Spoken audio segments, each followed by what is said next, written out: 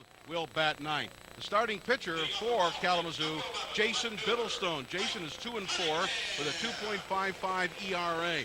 He's worked one game against the Wild Things this year, no record.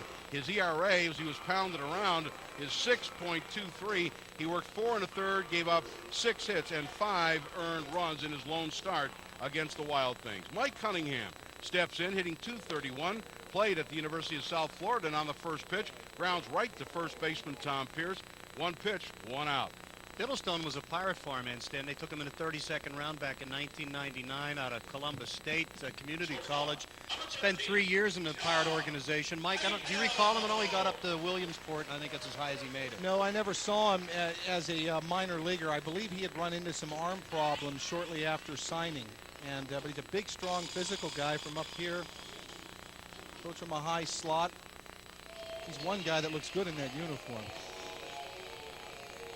John Cahill, the shortstop, steps in, hitting .268, 4 homers and 18 runs batted in. John wearing the uniform of the Chicago American Giants. I'm going to gather, Guy, because you mentioned the Cleveland Buckeyes.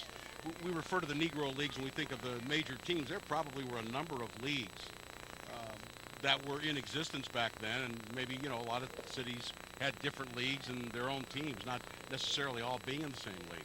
And at different times, some folding, some lasting. I mean, even the Crawfords and the Grays swapping players. You know, Josh Gibson played for both. And Cahill grounded to second baseman Delvin Haskell. Quick toss to first, 2 up, 2 away in the bottom half of the first inning. 4-3 if you're scoring along with us at home.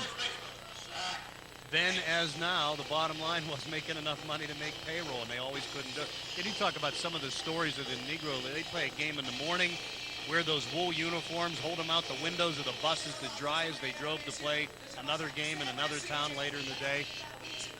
It was a tough existence.